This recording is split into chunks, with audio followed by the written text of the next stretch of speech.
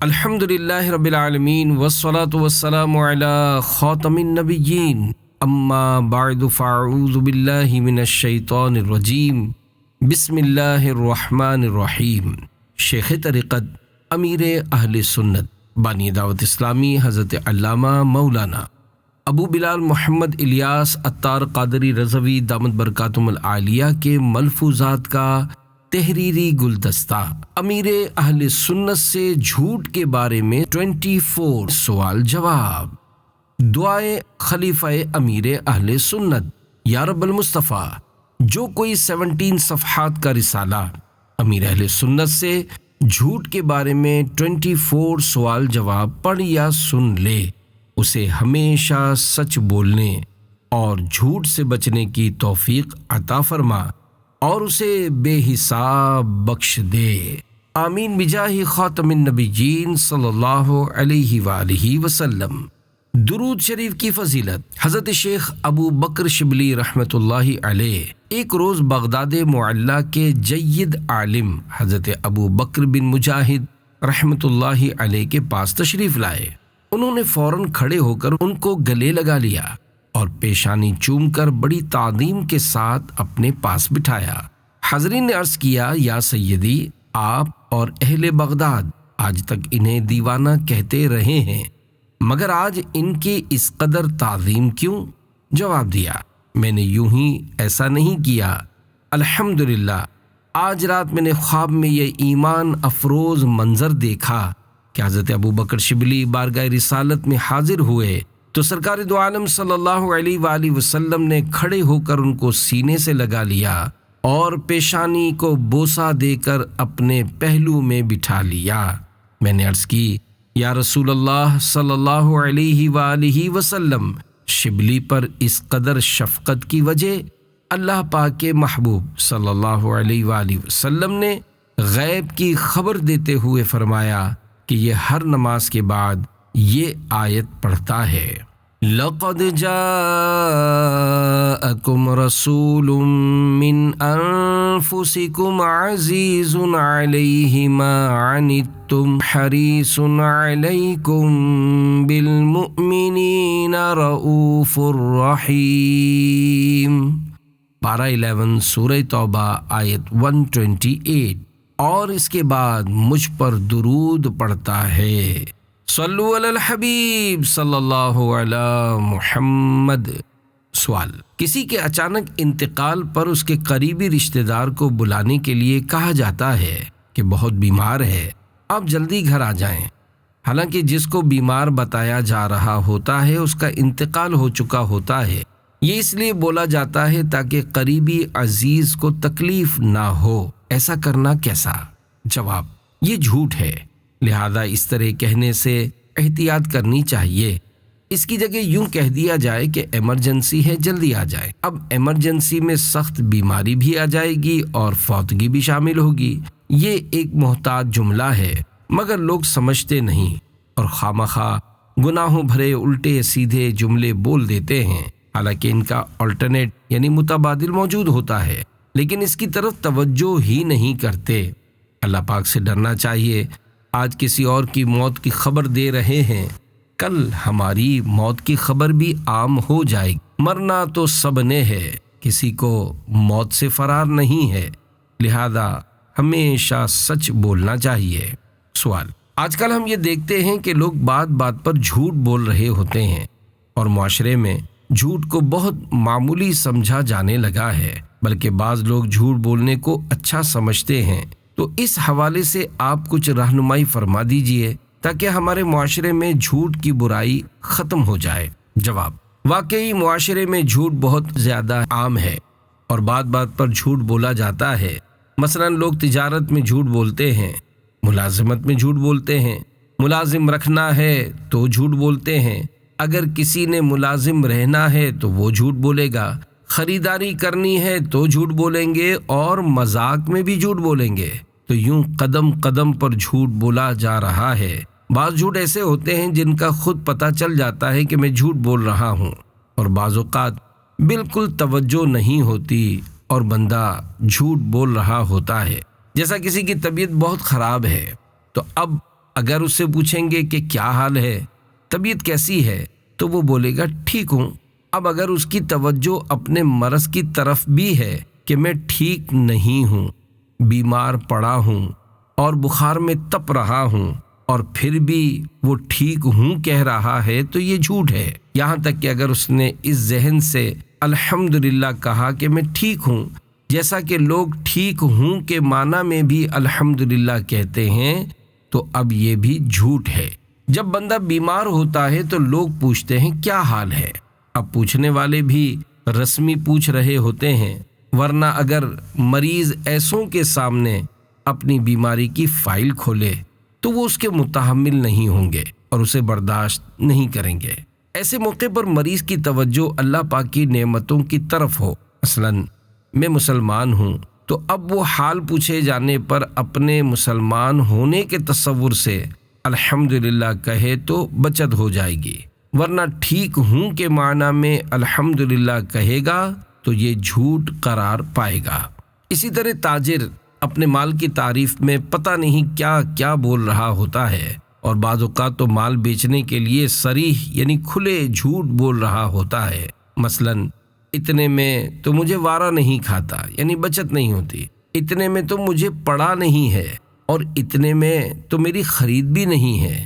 پھر وہ گاہک کو خرید بھاؤ، بلکہ بعض اوقات تو خرید بھاؤ یعنی جس ریٹ میں خریدی سے کم میں بھی دے دیتا ہے، بعض اوقات تو خرید بھاؤ یعنی جس ریٹ میں خریدی سے کم میں بھی دے دیتا ہے، حالانکہ خرید بھاؤ کچھ اور ہوتا ہے، مگر وہ اسے خرید بھاؤ بتا کر جھوٹ بول رہا ہوتا ہے۔ یوں ہی اگر کوئی دکان پر ریزگاری یعنی کھلے پیسے لینے آیا تو جھوٹ بولیں گے کہ نہیں ہے، حالانکہ ریزگاری کا ڈھیر لگا ہوتا ہے۔ اس معاملے میں تاجر یہ بھی بول سکتے ہیں کہ ہمیں خود اس کی ضرورت پڑے گی، مگر چونکہ اس طرح کہنے سے اگلا بحث کرے گا کہ میرے کو دے دو، مجھے بہت ضرورت ہے، تو اس لیے جھوٹ بول کر ٹال دیتے ہیں۔ یاد رہے، جھوٹ بولنے کا عذاب برداشت نہیں ہو پائے گا، لہذا جھوٹ نہ بولیں۔ اور اگر سامنے والا بحث کرے تو آپ اسے اس طرح سمجھا سکتے ہیں کہ اگر میں بول دیتا کہ ریزگاری کھلے پیسے نہیں ہیں تو آپ مجھ سے نہ الجھتے، لیکن میں نے جھوٹ سے بچنے کے لیے آپ کو سچ بتا دیا کہ ریزگاری ہے، مگر میرے پاس بھی گاہک آتے ہیں اور بڑا نوٹ دیتے ہیں، تو کھلے پیسوں کی مجھے بھی ضرورت ہوتی ہے، اس لیے میں نے رکھے ہوئے ہیں۔ تو سچ بولنے پر آپ مجھ سے الجھ رہے ہیں۔ بہرحال لوگ بات بات پر جھوٹ بولتے ہیں، جیسا کہ کہیں پہنچنے میں دیر ہو گئی تو جب پوچھا جائے گا کہ کیوں دیر ہو گئی تو اس کا بھی کوئی نہ کوئی بہانہ تلاش لیں گے کہ فلاں مل گیا تھا یا پیٹ میں درد ہو گیا تھا وغیرہ، حالانکہ لیٹ ہونے کی وجہ پیٹ میں درد ہونا نہیں تھا، کیونکہ پیٹ میں درد ہوتے ہوئے قدم کس طرح چلتے رہے، بلکہ لیٹ یوں ہوئے کہ گھر سے نکلے ہی دیر سے تھے۔ بعض اوقات لیٹ ہونے پر یہ بھی کہہ دیا جاتا ہے کہ ٹریفک میں پھنس گیا تھا اس لیے لیٹ ہوا، حالانکہ آپ جب گھر سے نکلے تھے تب ہی لیٹ ہو گئے تھے اور ٹریفک میں پھنس کر مزید لیٹ ہو گئے۔ تو یوں آپ ٹریفک میں پھنسنے کی وجہ سے لیٹ نہیں ہوئے، بلکہ گھر سے لیٹ نکلنے کی وجہ سے لیٹ ہوئے۔ یاد رکھیے، جس کو جلدی پہنچنا ہوتا ہے وہ گھر سے جلدی نکلتا ہے، لیکن دینی کام میں خاص طور پر بندہ لیٹ ہو ہی جاتا ہے۔ اگر کوئی اجتماع یا مدنی مذاکرے میں لیٹ پہنچتا ہے تو وہ بھی ٹریفک میں پھنسنے کا بہانہ بناتا ہے۔ تو یوں بعض اوقات نیک کاموں میں بھی بندہ جھوٹ بول رہا ہوتا ہے۔ اللہ کریم ہمیں جھوٹ سے بچائے اور سچے نبی صلی اللہ علیہ وآلہ وسلم کی پیروی کرتے ہوئے ہمیشہ سچ بولنے کی سعادت بخشے۔ آمین بجاہ خاتم النبیین صلی اللہ علیہ وآلہ وسلم۔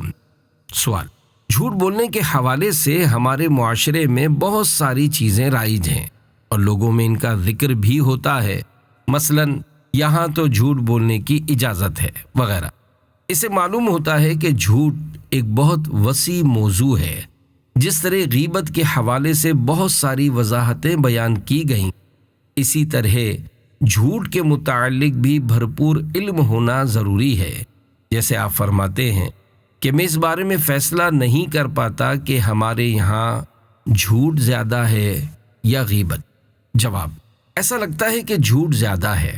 جھوٹ بولتے ہوئے پتہ ہی نہیں چلتا کہ جھوٹ بول رہے ہیں، ایک مرتبہ ہم کسی مریض کو دیکھنے گئے۔ وہ مریض آزمائش میں لگ رہا تھا۔ ہم نے اس سے ہمدردی کی تو اس کے پاس موجود اس کے عزیز نے کہا کہ ان کو کوئی مسئلہ نہیں ہے، یہ صحیح ہے۔ ان کا یہ جملہ جھوٹ تھا۔ اگر انہیں علم تھا کہ کیسی طبیعت ہے تو الگ بات ہے، لیکن معلوم ہونے کے باوجود کہنا کہ ٹھیک ہے، یہ جھوٹ ہوگا۔ آج کل مریض کے بارے میں اس طرح بول دیا جاتا ہے، حالانکہ مریض شدید تکلیف میں ہوتا ہے، تو اس موقع پر طبیعت ٹھیک ہے کہنا جھوٹ ہوگا۔ یوں ہی اگر کوئی سخت بات کرنے کے بعد کہے کہ آپ کو میری بات بری تو نہیں لگی، سامنے والا کہتا ہے نہیں کوئی بات بری نہیں لگی، حالانکہ اس کو وہ بات بہت بری لگی ہوتی ہے، اس کی وجہ سے وہ اندر ہی اندر کٹ چکا ہوتا ہے، لیکن جھوٹ بول دیتا ہے کہ کچھ نہیں ہوا۔ جھوٹ میں کافی باتیں آ جاتی ہیں، بس انسان کو اپنی زبان سنبھالنی چاہیے۔ سوال کرنے والے تو سوال کریں گے، مگر انہیں جواب دینے میں جھوٹ شامل نہیں ہونا چاہیے۔ اسی طرح کوئی پریشان ہو اور دوسرا اس سے پوچھے کہ کیا بات ہے، آپ پریشان لگ رہے ہیں، اور وہ آگے سے انکار کر دے کہ کوئی پریشانی نہیں ہے، تو یہ اس نے جھوٹ بولا۔ پریشانی بتا دینے میں کیا حرج ہے؟ سوال: جھوٹ بولنے اور بہانہ بنانے میں کیا فرق ہے؟ جواب: جھوٹ سچ کا الٹ ہے، جبکہ بہانے بعض اوقات درست بھی ہوتے ہیں اور بعض اوقات غلط بھی۔ امیر اہل سنت دامت برکاتہم العالیہ کے قریب بیٹھے ہوئے مفتی صاحب نے فرمایا، جو بات واقعے کے خلاف ہوگی اسے جھوٹ بولا جائے گا، جبکہ بہانوں میں دونوں باتیں ہو سکتی ہیں۔ سوال: جھوٹی تعریف کرنا کیسا؟ جواب: اگر مسکہ لگانے یعنی خوشامد کے لیے کسی کی تعریف کی کہ آج آپ بہت اچھے لگ رہے ہو، تو یہ جھوٹ اور گناہ ہوگا۔ بہرحال ہمیں مسلمان سے حسن ظن رکھنا چاہیے کہ ہم اسے اچھے لگ رہے ہوں گے جب ہی وہ ایسا کہہ رہا ہے۔ سوال: کیا جنات بھی جھوٹ بولتے ہیں؟ جواب: سب سے پہلے جھوٹ ایک جن نے ہی بولا تھا، اور وہ جن ابلیس ہے، جسے ہم شیطان کہتے ہیں۔ شیطان دراصل جن ہے۔ بعض اوقات لوگ اسے فرشتہ کہتے ہیں، جو درست نہیں ہے۔ ابلیس کا اصل نام عزازیل ہے۔ سوال: کیا جھوٹ بولنے سے وضو ٹوٹ جاتا ہے؟ جواب: جھوٹ بولنے سے وضو نہیں ٹوٹتا، لیکن بہتر ہے کہ دوبارہ وضو کر لیا جائے۔ سوال: کیا بچوں کو سبق آموز جھوٹی کہانیاں بنا کر سنا سکتے ہیں؟ جواب: ایسا جھوٹ جس کا سب کو پتا ہو اور جو سنے وہ سمجھ جائے کہ یہ جھوٹ ہے، اس میں کوئی حرج نہیں، جیسے بلی نے بندر کو یوں کہا وغیرہ۔ ظاہر سننے والے سمجھتے ہیں کہ یہ جھوٹ ہے، پھر بندر نے بلی کو کہا بھی تو سمجھا کس نے، لیکن یہ اس وقت درست ہے جب کوئی ضرورت ہو، ورنہ فضول بات ہے۔ سوال: کوئی شخص اکثر جھوٹ بولتا ہو تو اس کی سچی بات بھی جھوٹ لگتی ہے، کیا اس کو بدگمانی کہا جائے گا؟ جواب: کثرت سے جھوٹ بولنے والا شخص کبھی سچی بات بھی کر دیتا ہے، لیکن یہ فطری چیز ہے کہ ایسے شخص کی سچی بات پر بھی یقین نہیں آتا۔ بہرحال اس کو بدگمانی نہیں کہا جائے گا۔ سوال: کوئی کسی سے کہے کہ لوگوں نے آپ کو سلام کہا ہے، حالانکہ ہر فرد نے نہیں کہا ہوتا، تو کیا یہ جھوٹ ہوگا؟ یہ سوال شعبہ ملفوظات امیر اہل سنت کا قائم کردہ ہے، اور جواب امیر اہل سنت دامت برکاتہم العالیہ کا عنایت کیا ہوا ہے۔ جواب: اگر سب نے اسے وکیل بنایا ہے کہ ہمارا سلام پہنچا دو تو ٹھیک ہے، ورنہ درست نہیں۔ لوگ عموماً مجھے کہتے ہیں کہ ہمارے سب گھر والوں یا گاؤں والوں نے آپ کو سلام کہا ہے۔ اگر واقعی سب نے وکیل بنایا ہو تو حرج نہیں، ورنہ اپنی طرف سے اس طرح نہیں کہنا چاہیے۔ سوال: بعض لوگوں نے اس جملے کو اپنا تکیہ کلام بنا رکھا ہے۔ تکیہ کلام وہ لفظ جو گفتگو میں بار بار بولا جائے اسے تکیہ کلام کہتے ہیں۔ جیسے اگر میں جھوٹ بولوں تو مرتے وقت مجھے کلمہ نصیب نہ ہو، ایسا کہنا کیسا ہے؟ جواب: جملہ تو بہت خطرناک ہے اور بڑی جرت مندی ہے، ایمان کی جسے کوئی اہمیت ہی نہیں ہے کہ جھوٹ بولوں تو ایمان پر خاتمہ ہی نہ ہو، ایسی بات تو کبھی خواب میں بھی نہیں بولنی چاہیے۔ اس کے حکم میں تفصیل ہے ایسا جملہ نہ بولا جائے۔ سوال: اگر کسی انسان نے 3 مرتبہ جھوٹی بات پر قرآن پاک اٹھایا تو اس کا کیا گناہ ہے؟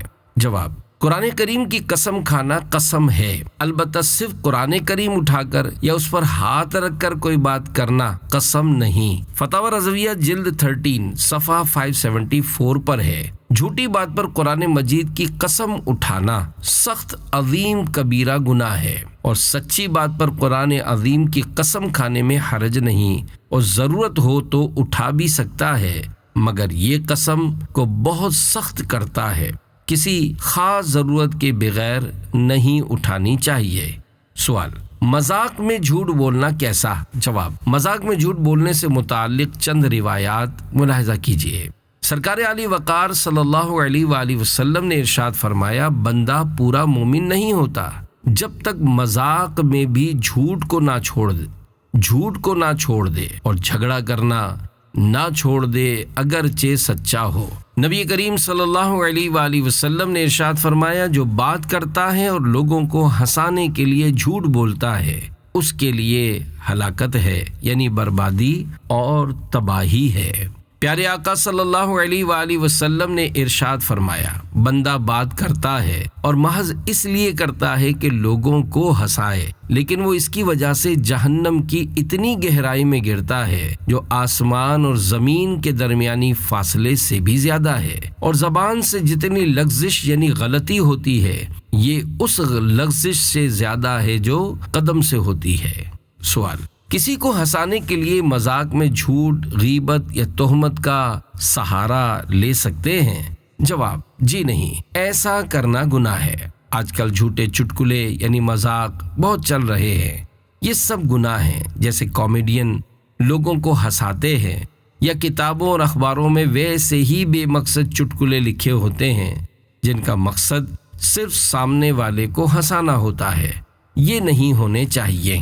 روایت میں ہے، جو لوگوں کو ہنسانے کے لیے جھوٹی بات کرتا ہے تو وہ جہنم کی گہرائی میں گرتا ہے۔ البتہ بعض جھوٹے چٹکلے ایسے بھی ہوتے ہیں جن سے مقصود ہنسانا نہیں ہوتا بلکہ عبرت یا سبق آموز بات سمجھانا ہوتا ہے، اور سنانے کی نیت بھی یہی ہوتی ہے، تو ان میں جواز کی گنجائش ہوگی۔ سوال: کیا 2 دوستوں کے درمیان صلح کروانے کے لیے جھوٹ بول سکتے ہیں؟ جواب: لفظ صلح کے لام پر پیش نہیں بلکہ یہ ساکن ہے، یعنی صلح۔ جھوٹ بولنے کی صورت تو موجود ہے، مگر جب تک بغیر جھوٹ بولے صلح ممکن ہو تو جھوٹ نہ بولا جائے۔ ہر صورت میں جھوٹ بولنے کی اجازت نہیں ہے۔ اگر سب راستے بند ہو گئے اور سچ بولیں گے تو صلح نہیں ہوگی، تو اب جھوٹ کی گنجائش نکلے گی، لیکن اب بھی اگر توریہ سے کام ہو سکتا ہے، لفظ توریہ کا مطلب ہے لفظ کا دوسرا کوئی دور کا معنی مراد لینا، تو اسی سے کام چلائے، صریح یعنی واضح جھوٹ نہ بولے۔ یہ سب احتیاطیں وہی کر سکے گا جس کو علم ہوگا۔ سوال: ہم لوگ آپس میں بات کرتے ہوئے جھوٹ سچ کا خیال نہیں رکھتے، ایسی نصیحت فرمائیے کہ جھوٹ سے نفرت ہو جائے اور ہم کبھی جھوٹ نہ بولیں۔ جواب: جھوٹ واقعی بہت بری چیز ہے۔ جھوٹ حرام اور جہنم میں لے جانے والا کام ہے۔ ہر مسلمان کو اس سے بچنا چاہیے اور ہمیشہ سچ بولنا چاہیے۔ کہتے ہیں سانچ کو آنچ نہیں۔ ام المومنین حضرت بی بی عائشہ صدیقہ رضی اللہ عنہا فرماتی ہیں، رسول اکرم صلی اللہ علیہ وآلہ وسلم کو جھوٹ سے زیادہ ناپسند کوئی چیز نہیں تھی۔ جب آپ صلی اللہ علیہ وآلہ وسلم کسی کے جھوٹ پر آگاہ ہوتے، اگرچہ وہ جھوٹ چھوٹا سا ہوتا، تو اس جھوٹ بولنے والے کو اپنے قلب اطہر یعنی مبارک دل سے نکال دیتے، یہاں تک کہ حضور صلی اللہ علیہ وآلہ وسلم جان لیتے کہ اس نے توبہ کر لی ہے۔ سرکار نامدار صلی اللہ علیہ وآلہ وسلم نے فرمایا، جب بندہ جھوٹ بولتا ہے تو اس کی بدبو سے فرشتہ 1 میل دور ہو جاتا ہے۔ جھوٹ سے بچنے کے لیے جھوٹ بولنے کے آدابات اور سچ بولنے کے فضائل کی معلومات حاصل کیجیے، اور اس کے لیے بحر شریعت کے 16ویں حصے میں موجود جھوٹ کا بیان نیز احیاء العلوم کی 3 جلد کا مطالعہ کیجیے، ان میں جھوٹ کے متعلق کافی تفصیلات موجود ہیں۔ انشاءاللہ جھوٹ سے نفرت پیدا ہوگی۔ اللہ کریم ہم سب کو سچے نبی صلی اللہ علیہ وآلہ وسلم کے صدقے سچا بنا دے۔ سوال: ہم مارکیٹ میں دکانداری کرتے ہیں جہاں جھوٹ کی بہت زیادہ مداخلت ہوتی ہے، اس سے بچنے کا کوئی طریقہ ارشاد فرما دیجیے۔ جواب: جب روزہ رکھتے ہیں تو بھوک اور پیاس لگتی ہے، مگر پھر بھی روزہ رکھ لیتے ہیں، اور تراویح پڑھنے کا پختہ عزم ہوتا ہے تو تراویح پڑھنے میں بھی کامیاب ہو جاتے ہیں، تو اسی طرح جھوٹ سے بچنے کا پختہ عزم کر لیں تو اس سے بھی بچ جائیں گے۔ جھوٹ بولنا چھوڑ دیں، چاہے سچ بولنے سے کروڑوں روپے کا نقصان ہو رہا ہو یا سودا خراب ہو رہا ہو تو ہونے دیں، کیا پتا کروڑوں روپے کا سودا طے ہوتے ہی ہارٹ فیل ہو جائے۔ زندگی کا کوئی بھروسہ نہیں ہے، اگر ہارٹ فیل نہ بھی ہو تو یہ کروڑ روپیہ کب تک کھا لیں گے؟ ایسا پیسہ دواؤں میں چلا جاتا ہے، ڈاکوؤں کے پاس، اور نہ جانے کہاں کہاں نکل جاتا ہے۔ بہرحال جھوٹ میں برکت نہیں بلکہ نحوست و بربادی ہے، اور جھوٹ بولنا جہنم میں لے جانے والا کام ہے، اس لیے جھوٹ کو اپنی ڈکشنری سے نکال دیجئے۔ یاد رکھیے، سچ بولنے والا ہمیشہ کامیاب ہوتا ہے۔ ایک محاورہ ہے، سانچ کو آنچ نہیں، یعنی سچ کو کوئی ضرر نہیں پہنچا سکتا۔ گاہک جاتا ہے تو چلا جائے، کوئی بات نہیں، سچ بولتے رہنے سے آہستہ آہستہ امیج قائم ہو جائے گا، حتیٰ کہ ایک وقت ایسا آئے گا کہ لوگ بولیں گے کہ یار یہ دکاندار سچا ہے، اور خود بخود آپ کی دکان پر گاہک بڑھنا شروع ہو جائیں گے۔ پھر آپ جو بولیں گے گاہک آنکھ بند کر کے مان لیں گے۔ حضرت عبداللہ بن عمر رضی اللہ عنہما سے روایت ہے کہ رسول اللہ صلی اللہ علیہ وآلہ وسلم نے فرمایا کہ سچ بولنے والا اور امانت دار تاجر انبیاء، صدیقین اور شہداء کے ساتھ ہوگا۔ سوال: میرا فرنیچر کا کام ہے، بعض دکاندار ایسا کرتے ہیں کہ ہلکے مال کو بھاری اور بھاری مال کو ہلکا کہہ کر بیچ دیتے ہیں، ایسا کرنا کیسا؟ جواب: بعض چیزیں وزن دار ہوں تو ان کی اچھی قیمت لگتی ہے، جبکہ بعض چیزیں اگر ہلکی ہوں تو تب ان کی قیمت اچھی لگائی جاتی ہے۔ اگر کوئی شخص کسی چیز کو ہلکا یا بھاری کہہ کر بیچ رہا ہے اور گاہک کو معلوم ہے کہ کس چیز میں ہلکا یا بھاری کہہ رہا ہے، نیز کوئی دھوکے کی صورت نہیں ہے اور دکاندار جھوٹ بھی نہیں بول رہا، تو ایسا کرنا صحیح ہے۔ البتہ اگر وہ ہلکی چیز کو بھاری یا بھاری چیز کو ہلکی کہہ رہا ہے، یا گھٹیا کوالٹی یعنی معیار کی چیز کو اچھی کوالٹی کہہ کر بیچ رہا ہے اور جھوٹ و دھوکہ دہی سے کام لے رہا ہے، تو ایسا کرنا جائز نہیں ہے، کیونکہ جب گاہک کو معلوم ہوگا کہ مجھ سے دکاندار نے جھوٹ بولا ہے، دھوکہ دیا ہے یا چیز کے عیب کو چھپایا ہے، تو وہ چیز ہی نہیں لے گا، یا اگر لے گا تو دام کم کرے گا۔ جو دکاندار جھوٹ یا دھوکہ دہی سے کام لے گا وہ گناہگار ہوگا۔ سوال: آج کل مارکیٹ میں کسی بھی قسم کے دھوکے سے بچا نہیں جاتا، یہاں تک کہ پرانے اسپیئر پارٹس یعنی پرزوں کو نیا اور لوکل کو جینین پارٹس یعنی اصل پرزے کہہ کر بیچ دیا جاتا ہے، ایسا کرنا کیسا؟ جواب: اگر پرانے اسپیئر پارٹس کو نیا، گھٹیا کو اعلیٰ اور دوسرے ملک کے اسپیئر پارٹس کو اس ملک کا کہہ کر بیچا کہ جس ملک کا مشہور ہوتا ہے، تو یہ سب دھوکہ اور جھوٹ ہے، اور ایسا کرنا حرام اور جہنم میں لے جانے والا کام ہے۔ البتہ اگر بیچنے والے نے خریدنے والے پر یہ بات واضح کر دی ہو کہ میرے پاس نیا نہیں پرانا اسپیئر پارٹس ہے جسے لوگ نیا کر کے بیچتے ہیں، اور یوں گاہک کو اسپیئر پارٹس کی کنڈیشن یعنی حالت بتا دی، تو اب خرید و فروخت میں کوئی گناہ نہیں ہے۔ سوال: بزرگان دین رحمت اللہ علیہم کی تحریر کے معاملے میں کیا احتیاط تھی؟ اس بارے میں کچھ ارشاد فرما دیجیے۔ جواب: ہمارے بزرگان دین رحمت اللہ علیہم الفاظ کے استعمال میں بہت محتاط ہوتے تھے، چنانچہ احیاء العلوم کی 3 جلد میں ہے، حضرت میمون بن ابو شبیب رحمت اللہ علیہ فرماتے ہیں، میں بیٹھا خط لکھ رہا تھا کہ ایک حرف پر آ کر رک گیا کہ اگر یہ لفظ لکھ دیتا ہوں تو خط خوبصورت ہو جائے گا، لیکن جھوٹ سے دامن نہیں بچا سکوں گا۔ پھر میں نے وہ لفظ چھوڑنے کا عزم کر لیا کہ بھلے میرا خط خوبصورت نہ ہو مگر میں یہ لفظ نہیں لکھوں گا، تو مجھے گھر کے کونے سے ندا کی گئی جس میں قرآن کریم کی اس آیت کی آواز تھی۔ پارہ 13 سورہ ابراہیم آیت 27۔ یثبت اللہ الذین آمنوا بالقول الثابت فی الحیاۃ الدنیا وفی الآخرہ۔ ترجمہ کنز الایمان۔ اللہ ثابت رکھتا ہے ایمان والوں کو حق بات پر دنیا کی زندگی میں اور آخرت میں۔ یہ تو ہمارے بزرگان دین رحمت اللہ علیہم کی تحریر میں احتیاط تھیں، لیکن آج کل کے مضامین اور آرٹیکل میں اتنا جھوٹ ہوتا ہے کہ زمین و آسمان کے قلابے ملا دیے جاتے ہیں، یعنی جھوٹی سچی باتیں لکھ دی جاتی ہیں۔ ایسا جھوٹ لکھنے سے بہتر ہے قلم رکھ دیں۔ گزشتہ زمانے میں معتزلہ نامی ایک بد مذہب فرقہ گزرا ہے۔ اس کا جاحظ نامی ایک بہت بڑا عالم تھا۔ جب وہ مر گیا تو کسی نے اسے خواب میں دیکھ کر پوچھا کہ تیرے ساتھ کیا گزری؟ تو اس نے کہا کہ اپنے قلم سے وہی لکھو جس کو دیکھ کر تم خوش ہو جاؤ۔ فی زمانہ قلم سے کیا کیا لکھ رہے ہوتے ہیں، کچھ ہوش ہی نہیں ہوتا۔ نیز اس واقعے سے سوشل میڈیا اور تحریری میسج پھیلانے والے عبرت حاصل کریں کہ اپنی زبان سے وہی کہیں جو آخرت میں چھڑا سکے۔ ایک ایک حرف سنبھل کر لکھیں اور بولیں، لیکن یہاں تو اتنا مبالغہ کر رہے ہوتے ہیں کہ بس حمد، نعت اور منقبت لکھنے میں احتیاطیں۔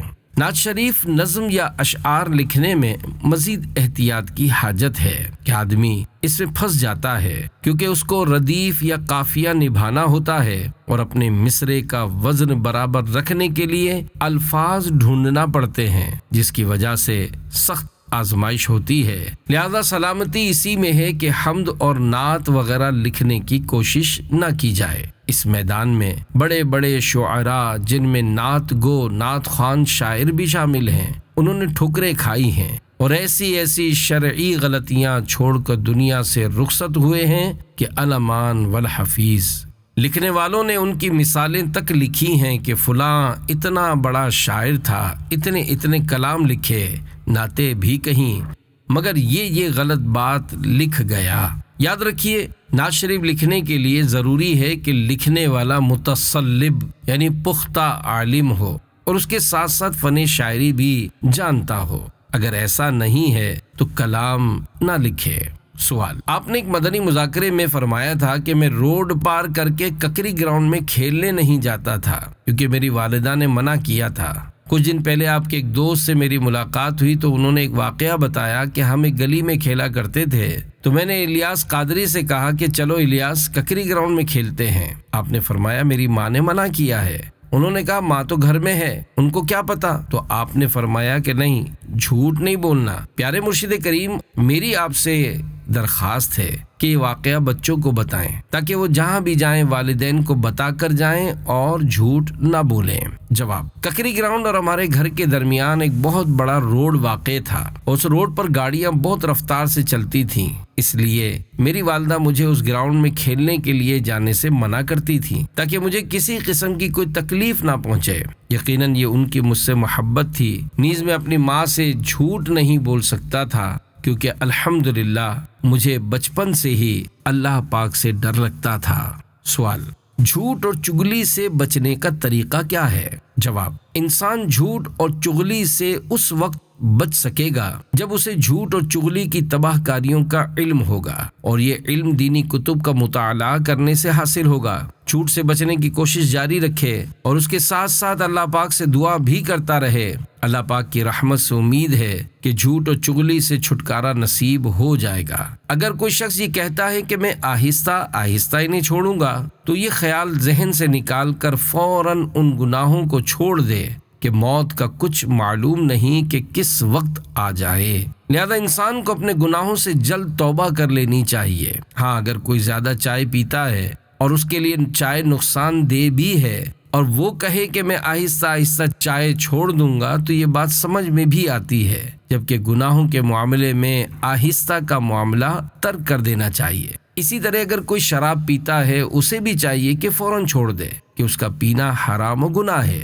کسی گناہ کو آہستہ آہستہ چھوڑنے کی اجازت کوئی بھی عالم دین نہیں دے گا۔ مزید معلومات حاصل کرنے کے لیے مکتبۃ المدینہ کی کتاب غیبت کی تباہ کاریاں خرید کر مطالعہ کیجیے۔ اس کتاب کو پڑھنے سے انشاءاللہ علم میں اضافہ ہوگا۔ یاد رکھیے، علم ایک نور ہے اور گناہ اندھیرا ہے۔ جہاں علم کا نور آ جاتا ہے تو وہاں گناہوں کا اندھیرا باقی نہیں رہتا۔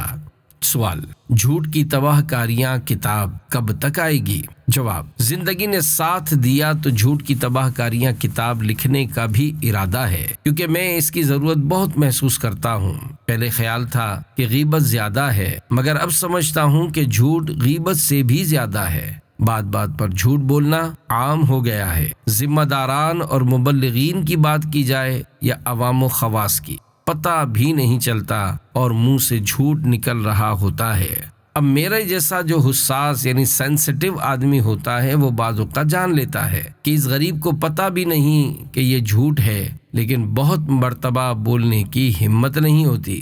کتاب میں مثالیں دے کر سمجھانے کا ذہن ہے، کبھی یاد آتا ہے تو کئی مثالیں اپنے پاس لکھ لیتا ہوں تاکہ اللہ پاک کی توفیق سے جب کتاب آئے گی تو انشاءاللہ اس میں ڈال دیں گے۔ بس اللہ پاک قبول کرے اور اخلاص بھی عطا فرمائے۔ سوال: کیا جھوٹے شخص کی کوئی نشانی ہے تاکہ اس سے بچا جا سکے؟ جواب: نشانی تو بعض اوقات غیر مسلم کی بھی پتہ نہیں چلتی۔